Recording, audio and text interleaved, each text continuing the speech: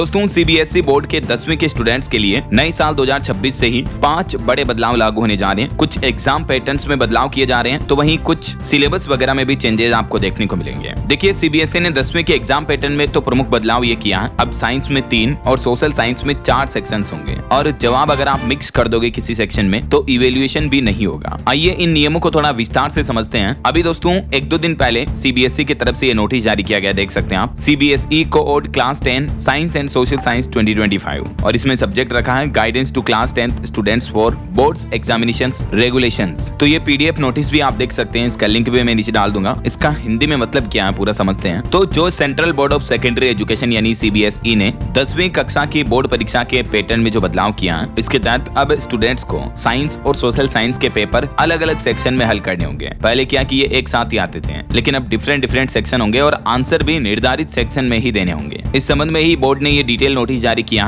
और ये जो एग्जाम पैटर्न होगा दोस्तों नए साल 2026 की बोर्ड परीक्षाओं में लागू होंगे और बोर्ड का ये भी कहना है कि इससे कॉपियों का इवैल्यूएशन बेहतर तरीके से हो पाएगा। ये एग्जैक्टली आप देख सकते हैं डेमोग्राफ में कि सीबीएसई के 10th एग्जाम 2026 में अब साइंस का पेपर जो होगा वो आपका 3 सेक्शंस में बटा होगा, सेक्शन ए, बी और सी। सेक्शन ए में बायोलॉजी होगी यानी जीव विज्ञान, बी में केमिस्ट्री रसायन विज्ञान और सी में भौतिकी। तीनों विज्ञान की अलग अलग शाखाएं अलग अलग सेक्शंस में मिलेगी अब आपको। जैसे 11th के बाद हम पर्टिकुलर साइंस सब्जेक्ट लेते हैं और अलग अलग बुक्स आती है ना, ठीक वैसे ही। और जो सोशल साइंस का पेपर होगा वो भी 4 सेक्शंस में बटा होगा। सेक्शन ए हिस्ट्री इतिहास, बी भूगोल जियोग्राफी, सी राजनीतिक विज्ञान पॉलिटिकल साइंस और डी अर्थशास्त्र यानी इकोनॉमिक्स। तो ये भी इसकी डिफरेंट ब्रांचेज जो हैं वो आपको डिफरेंट सेक्शंस में देखने को मिलेगी, ठीक है। अब इसमें एग्जाम पैटर्न में जो आपको उत्तर लिखने का जो तरीका होगा वो भी आपको सीबीएसई की गाइडलाइंस के मुताबिक ही रखना होगा। जवाब मिक्स होने पर अब नंबर नहीं मिलेंगे। स्टूडेंट्स को आंसर शीट में साइंस के लिए 3 सेक्शन और सोशल साइंस के लिए 4 सेक्शन बनाकर आंसर लिखने होंगे, जैसा कि एग्जाम पैटर्न में बताया गया है। और हर सवाल का जवाब उसी संबंधित सेक्शन के निर्धारित स्थान में ही लिखना होगा। अगर आप किसी एक सेक्शन के उत्तर को दूसरे सेक्शन में लिख देते हो और यदि कहीं आंसर मिक्स कर देते हो तो फिर उनका मूल्यांकन इवैल्यूएशन नहीं किया जाएगा और आपको कोई नंबर नहीं दिए जाएंगे। इस नए एग्जाम पैटर्न्स को लेकर सैंपल पेपर्स भी जारी किए हैं। सीबीएसई का कहना है कि ऐसी गलतियां रिजल्ट घोषित होने के बाद रीवैल्यूएशन के दौरान भी स्वीकार नहीं की जाएगी। तो नया एग्जाम पैटर्न को समझाने के लिए बोर्ड ने साइंस और सोशल साइंस दोनों ही सब्जेक्ट्स के सैंपल पेपर्स भी अपनी ऑफिशियल वेबसाइट पर जारी कर दिए हैं। ये कहना है सीबीएसई का, तो आप सीबीएसई के ऑफिशियल पोर्टल पर जाकर के इसके मॉडल पेपर डाउनलोड कर लें ताकि आपको ये भी पता चल जाएगा एग्जैक्टली कि 2026 में किस तरह का एग्जाम पैटर्न रहने वाला है और कैसे क्वेश्चन बन करके आएंगे इन डिफरेंट सेक्शंस के अकॉर्डिंग,